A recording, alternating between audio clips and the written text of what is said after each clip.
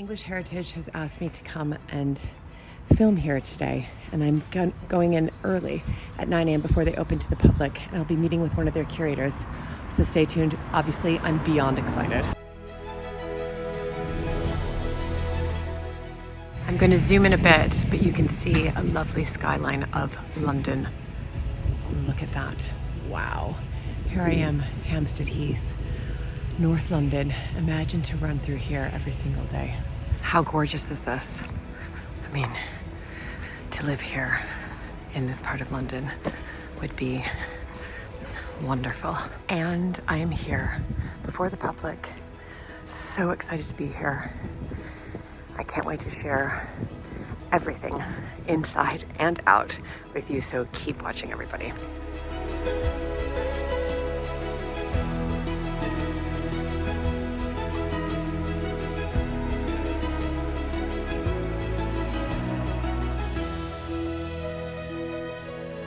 Ella, can I just say how excited I am to be here at Kenwood House? We are delighted to have you with us. Amazing. And of course for the American Heiress exhibition, Yes. which is so exciting. And obviously I have a huge interest in these American heiresses.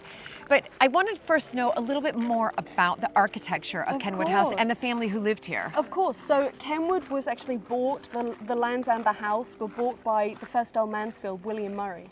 And Okay. he was the Lord Chief Justice, so he held the highest legal position in the country at the time.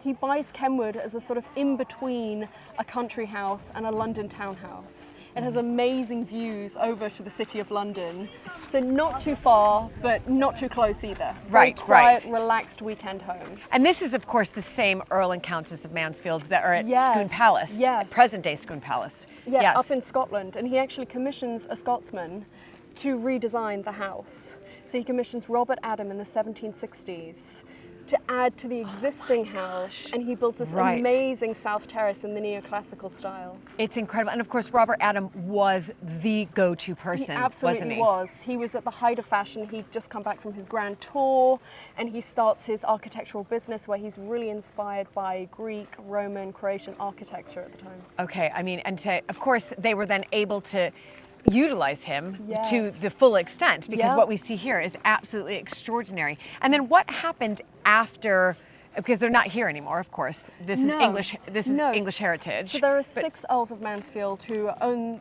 the property right up until the 1920s. And at that point, it's sold and it's bought by Edward Cecil Guinness, who's the first Earl Ivor. Edward Cecil Guinness from the famous Guinness family of the drink that we all know. Yes, yes. The company is put onto the stock market and he becomes fantastically wealthy. Okay. And in the 1880s and 1890s, he amasses an incredible collection of art of over 200 paintings. He buys Kenwood with the intention of using the house to host some of those masterpieces of art, Okay. and he donates it to the nation. So thus English Yeah. heritage English got involved. heritage come in, and we are currently open pretty much every single day of the year bar Christmas. It's incredible. And we're free to enter. Our permanent collection has always been and will always be free. That is absolutely astonishing. And tell me a little bit about the American Heiress Singer-Sargent, I should say, yeah. exhibition, because this is relatively new to have an exhibition. Is that right? It is. So it's the first exhibition that we've had at Kenwood in over 20 years. Very new for us, Wonderful. very exciting for us. And it's focusing on John Singer Sargent's portraits of American heiresses who married into the British aristocracy. Okay.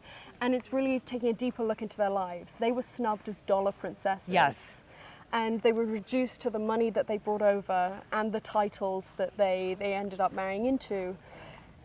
When you start researching them, they're fascinating, as you know. Of course, Yeah. of course, because many of you know that I've just finished my master's in country house studies, and the subject of my dissertation was on our own American heiress, a very unknown one. And the title of my dissertation was called Redefining the American Heiress. And it was really uncovering this unknown American heiress, Yeah. Alberta Sturgis, the 9th Countess of Sandwich, and really getting to know her. Yeah, And yeah. of course, there was that exchange of cash for titles, and she was, in one sense, she had an ambitious mother, similar to Consuelo Vanderbilt. But being able to see that in the exhibition, I think, Yes. will be wonderful for the viewers to come in and to get to know that Yeah. American heiress much more than what we've read in popular readership. Well, absolutely. Your work and also the exhibition, it's a turning point at which these women are being rediscovered. Yes. reappreciated, but also in this exhibition through Sargent's fantastic oil paintings and charcoals. And of course, he was an American. He was, so he had this affinity with the women.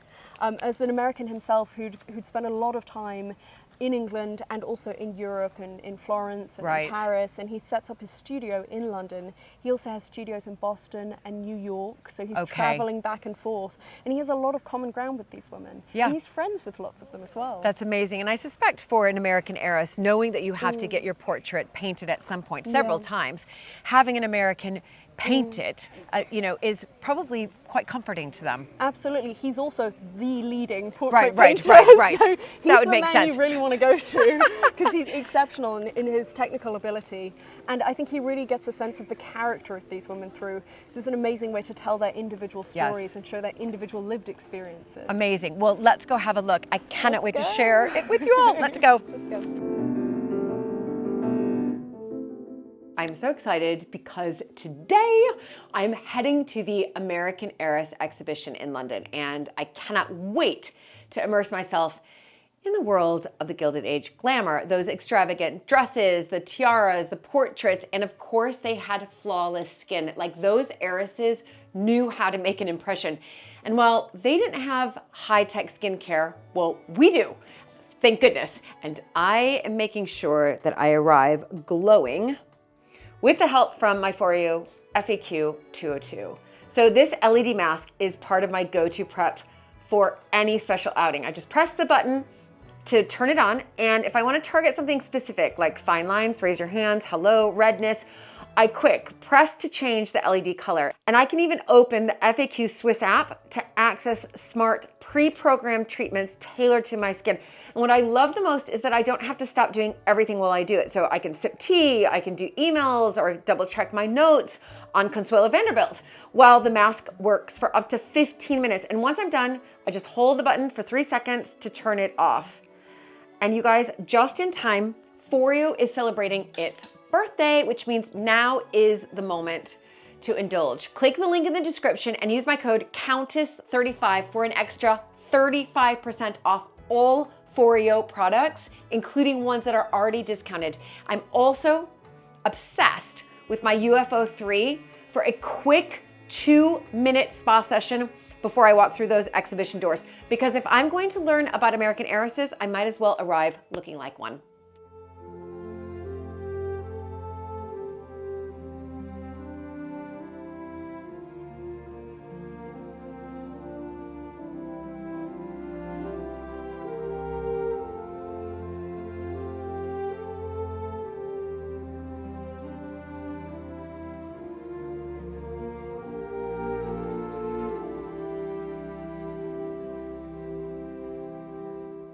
Okay, Ella, this is amazing to be here in this space. So happy to have you. Thank you so much. And I know everybody watching is going to be thrilled with what we're going to be talking about. But I thought when we did a quick recce, everybody, before I arrived to kind of go through, I think, pictures that I was interested in and also would resonate with me. And first and foremost, we're starting with this one because of the Montague connection. She's amazing. And she's amazing. So tell me a little bit about Consuelo. So this is Consuelo Isnaga.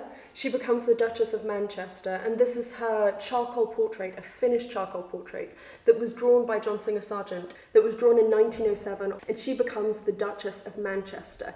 And she's really one of the early American heiresses who marry into the British aristocracy. And it's a fantastic, really vivacious drawing of a woman who is known for being really socially confident and very charming. She's the daughter of a Cuban, and she grows up in Louisiana on a plantation that did, it's sort of, the hard work was off the back of enslaved people. Okay. So she grew up in Louisiana in a very different society to the British society that she married into. Of course. When she becomes the Duchess of Manchester. Right, and she was one of the earlier ones, wasn't she? She's really one of the original dollar princesses, as they were termed. Yes. American heiresses who married into the British aristocracy. She's incredibly early, and she also kind of paves the way for lots of the other American women who come over and marry into the British aristocracy. And there's a great link between her and one of the other heiresses in the show, because she is the godmother of Consuelo Vanderbilt. So people often come to the exhibition and they say, why are there two Consuelos? Because it's also not a common name anymore. It's not. So she's the godmother of Consuelo Vanderbilt, and I think she really paves the way for these other women. Right. She's very close with Consuelo Vanderbilt as well. So it's wonderful to have the two of them. So was Consuelo Vanderbilt named after? She was. Alva named her? She was. After, so obviously Alva Vanderbilt and this Consuelo were very good friends. Yes, yeah, and Alva has a really big part to play in Consuelo Vanderbilt's move over and marriage into the British aristocracy. Of course. She's quite a complex, difficult character. Yes. I think there were strong tensions between the women there. Very ambitious mother. Well, what's extraordinary about this is I do know a little bit because my recent dissertation, but also I'm drawn to anybody who has a Montague relation. And you can see here, she married George Montague. Now that's not the George Montague, the Sandwich line, that's the Manchester line, but we all stem from the same Montagues. And in fact, our family during that period was very, very close to the Manchesters. Yes. And so, I don't know if you know this, but you probably do, but her daughter-in-law, Helena Zimmerman, was also, who became the 9th Duchess of Manchester, was also an American heiress, and very good friends with our American heiress, who was the 9th Countess of Sandwich, Alberta Montague. And so it's amazing how these women all stuck together and were in the same circles. It's incredible. It's like there's this social web where they do support each other. Like I said, some of them pave the way for each other, and it does become this connection of Americans in London and across the UK, which is really fascinating, and it's wonderful to bring them all together to Kenwood for the first time. And that's what's so wonderful, everybody. You can, you're gonna see more of the exhibition, obviously, but seeing them all together, you can almost imagine them here or at another social party, some of them very much so together and sort of being connected with one another because of their American roots. Absolutely, and actually very late into our research, frustratingly late, so we couldn't include it in the exhibition text, we realised that Consuelo Aznaga, Consuelo Vanderbilt and Adele Capel, another one of the women on display, had been at Kenwood in 1914 for the ball at Kenwood, which was the last big sort of social event before the outbreak of the First World War. So they were in these rooms. Oh my gosh. It's amazing. It's amazing. It's amazing. It's amazing. So did she have a happy marriage? From what I've read, it was decently happy. They stayed together. They stayed married together. But I think she was quite, from what I've read, everybody in the books, like to marry an English lord, husband hunters, heiresses and coronets. She had a difficult relationship with her daughter-in-law, who was also American. Yeah, I think there were sometimes these tensions within the family. I think although she didn't separate, there were difficulties within the marriage. Unfortunately, that seems to be a case for a lot of these women. Yes. And we're talking about a time where women are marrying people that they don't necessarily know that well. It's fairly short courtships before you get married. Yeah. So it's not surprising that some of the marriages in this exhibition aren't sort of fantastic love stories. Yes. So, but the exhibition tries to look at that stereotype of the exchange of cash for coronets, as it's often been said, and look at the individual lived experiences of these women. Yeah, which is extraordinary. Great. Should we move on to the next Consuelo, the one that is the most well-known American heiress?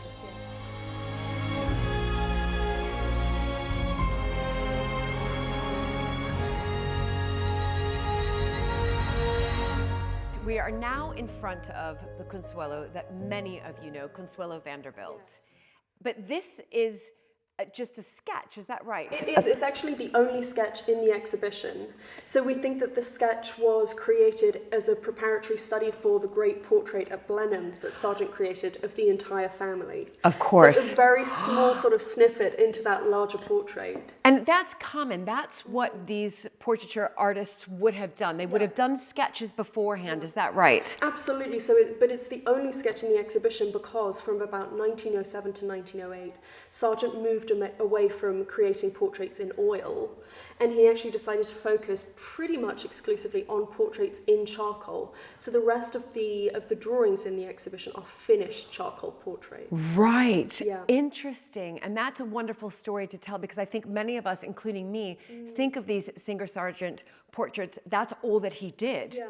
But of course, then he moved on to charcoal. No, not at all. So he was, I think, emotionally and sort of mentally drained by the length of time it took to create portraits in oil. Some of them are really large, as you can see around the room. Yes. They took sort of 6, 7, 8 sittings, whereas the finished charcoal portraits, he could create them in a single afternoon. Right. And he actually knew a lot of these women because he was an American who'd found himself in Britain at the time. So there's a kind of sense that he's a compatriot of these women. But this small sketch, it's wonderful to get a sense of the difference between a sketch and a finished drawing. But it's also a fantastic opportunity to talk about Consuelo, who's she fits the stereotype of the doll princess and the American heiress. Absolutely. And I was lucky enough to visit there, and I sat with Lady Henrietta Spencer Churchill in the private apartments, and also with the archivist Alexa Frost. And we, of course, were able to see the Singer Sargent portrait, and the one in particular, right before really their divorce, you know, where they sort of look like a somewhat happy family. And so this was really the sketch before that. And it's interesting, you know, with Consuelo, because she is, of course, the most well-known American heiress, and yet it was this unhappy marriage. We know that. Famously. So unhappy. He went on to then marry another American. I'm not quite sure if Gladys was necessarily the heiress that she was, but she did really save Blenheim. You know, she brought that dowry of $2.5 million, I think it was. Dowry. Yeah. So she's from the famous Vanderbilt family and grows up in New York, but she has an incredibly socially ambitious mother. Yes. Who has sort of destined Consuelo to marry into the British aristocracy. And she has all of these proposals that are sent, you know, via her mother, and her mother decides you are going to marry the Duke of Marlborough and live at Blenheim. And at the time, Consuelo was incredibly unhappy about this. It's said that she had a secret fiancé at the time. Right, yes. And her mother sort of threatened her and really coerced her into marrying the Duke. Yes. And it's said that on her wedding day, she was crying behind her veil. Yeah. It's an incredibly sad start to the marriage. Yes. And it's clear that she really was married by the Duke because he needed to financially prop up Blenheim. And her huge dowry enabled that. Of course, and it's the Blenheim that we have today, that we see today, is because of her. We found in our Montague letters with our American heiress, Alberta, the 9th Countess of Sandwich, this extraordinary letter written November 30th, 1906. And she writes about the breakdown of the marriage between the two of them. And she, in one basically paragraph, she says, I feel so sorry for her, Consuelo, but the king refuses to see the Duke. So does Lady Lansdowne, so does Lady Randolph Churchill, all these names. But then she goes on to say, but Winston Churchill is still basically friends with the Duke. But she also goes on to say that she went home during that period because it was so intense, the scrutiny. And Alberta writes, there's nothing quite like your own, you know, home. And she basically describes America as a place that she could escape and hopefully find some type of healing. That's an amazing original source. And we know that these women really struggled. Some of them had lived in a much more democratic society in America. And living at somewhere like Blenheim, I mean, she famously said that there was not a single livable room in Blenheim. And when you see the scale of Blenheim, it must have been a real shock to the system. And also, I think Britain was much more socially constrained and stricter than the American society that she'd grown up in, even having such a strict mother. Yes. So she really found it difficult, but she did have the kind of last word on the situation because in the 1950s, she publishes her memoirs, The Glitter and the Gold. And she's kind of set the tone for the American heiress. So she kind of almost links into that stereotype. She helps to feed it through writing about her experiences, and she lays it bare. And she does end up having a second marriage that's very happy. Yes. To the French aviator Jacques Balsan. Yes. So she does live it. Exactly. And that's what's so wonderful. You know, she was able to then choose for herself and choose love. Yes, absolutely. Great. Okay, we're off to next. We are off to Jessie Wilton Phipps. Great.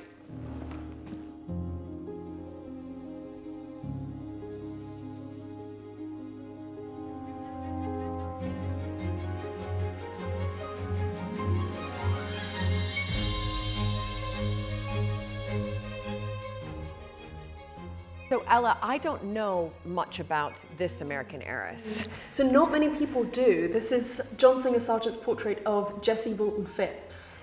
And she is, she grows up in New York. I mean, through the research, we've had these amazing life stories of which very little is known. So you can see on the caption, born in New York, died in Chorleywood, Hertfordshire. What a story. Oh my gosh, wow. So she's not one of the incredibly wealthy heiresses, but she does marry a British gentleman, and she moves over to the UK. And she's one of the stories where we realise she had this incredible career that she carved out for herself in London. Wow. So she actually sits on the London County Council.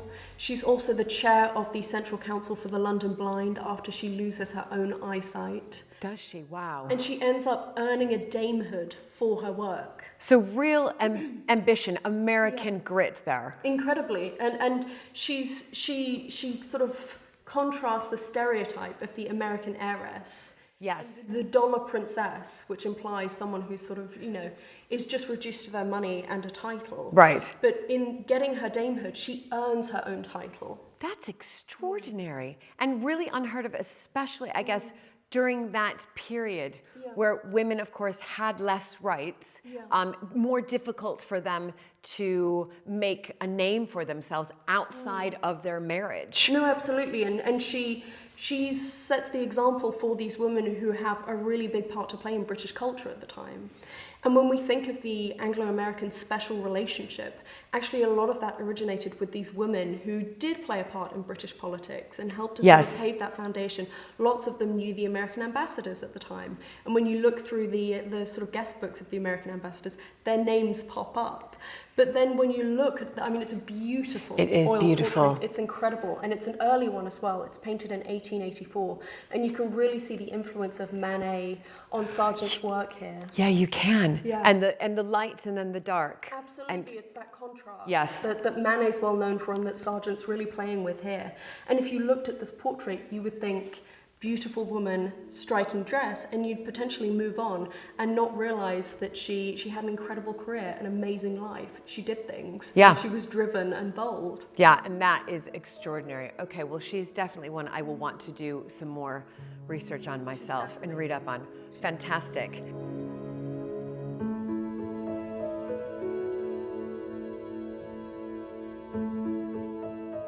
Ella, this one I'm actually really excited about, not because it has a Montague connection, but because I've actually seen a large portrait of the Duchess of Ancaster, Eloise, at Grimthorpe Castle. And now you have the Sargent. And this again was charcoal, is that right? Yes, it's charcoal on paper. It's drawn in 1912, and it's clearly inspired by a kind of ancient pose with this amazing hair. It's very classically inspired. So it's unusual, a big contrast to the rest in the exhibition. And it does typically hang at Grimthorpe, and it's owned by the Grimthorpe and Drummond Castle Trust. Right. And they have very generously loaned it to the exhibition. Wow, it's beautiful. So when I visited there, and many of you probably would have seen this episode at Grimthorpe Castle, I was taken aback by the beauty of Eloise and the picture that we saw hanging there. Absolutely stunning, but also Lady Jane Willoughby, her two grandmothers, one Eloise Breeze, an American, and the other one Nancy Astor. Yeah, that is extraordinary and to have two. About the links in this room as well, because we have two portraits of Nancy Astor in the exhibition. We have Pauline Astor as well on display. So there are these links between all of the women in their social circles and in their family ties as well. We also have two portraits, charcoal portraits, of Eloise's sister Anne Breeze on display. Do you? So we have the sisters in the same exhibition as So well. I didn't know that. So Eloise obviously came over here, and then her sister did as well? Yep, so they're both Americans who marry into the British aristocracy and move over.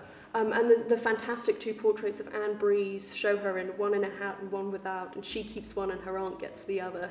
So it's these kind of family connections within the portraits themselves. Right. And as you mentioned, this is still owned by the family descendants, and we believe that this has never been on public display before, never been loaned before. Okay, well, this is really, really special. but you can, she's just so elegant looking here. Yes. And interesting that she decided to put not a tiara on her head, but just probably some type of silk ribbon. Simple silk ribbon. The face in profile is very unusual as well for Sargent's work. Very classically inspired, as I said, but this real contrast of light and dark. It's an incredibly striking portrait, and she is incredibly beautiful. I mean, she is, I think, for me personally, probably one of the most beautiful American heiresses, at least from what I can see from this charcoal, but also at Grimthorpe Castle. Where was Eloise from? So Eloise was actually from New York. Okay. And she moved over to Britain, and after moving she took up a lot of very typically British hobbies like golfing and salmon fishing, but she does actually have a real part to play in the First World War, and in 1920 she's given an OBE for her services during the First World War. Okay, so again, another woman who has decided to make something out of their life, not just being, again, as we mentioned before, this sort of cash for titles exchange. She still contrasts the stereotype through her work, and she makes a real contribution to British society. Amazing.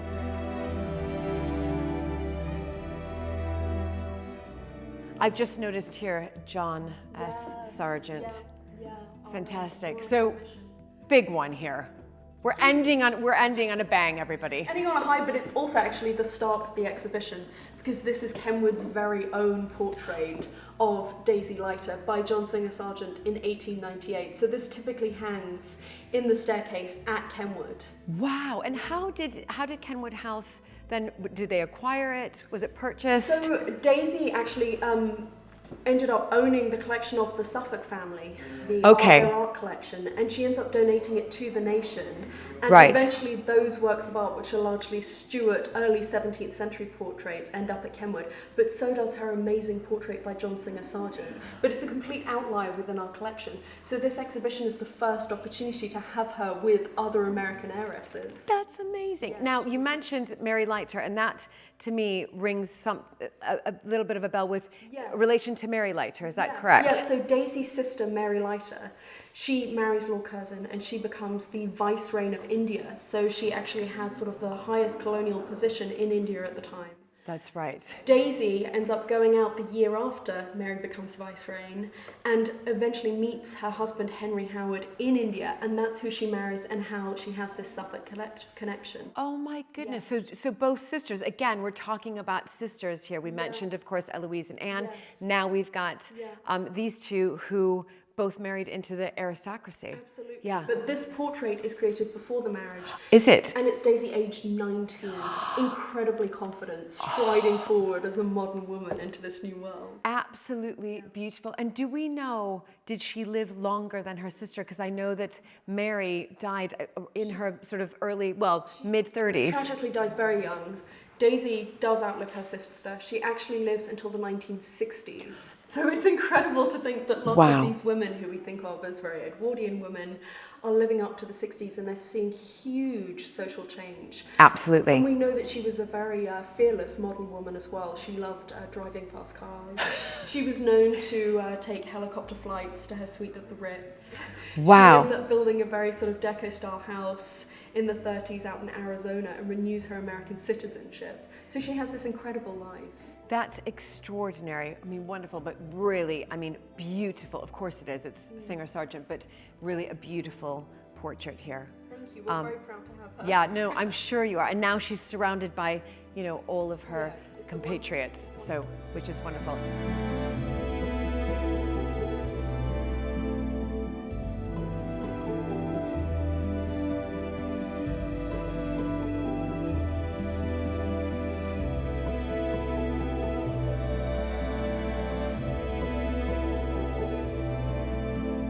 So Ella has brought me to a very special room here at Kenwood House, and you touched on it a little bit in the American Heiress exhibition. So tell me where we are. So we're now in the Suffolk collection that's largely hosted in the upper hall here at Kenwood and our upstairs rooms.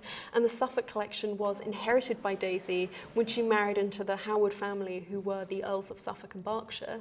Right. So what you're seeing right now is a collection of paintings of Daisy's in-laws, effectively. Oh my goodness. Wow, and they're dressed to the T. I mean, they're really covered everywhere. Yeah, so they're early 17th century portraits. They're pretty much all by one single artist, William Larkin, who up until the 20th century was an anonymous artist. He was known as the curtain master.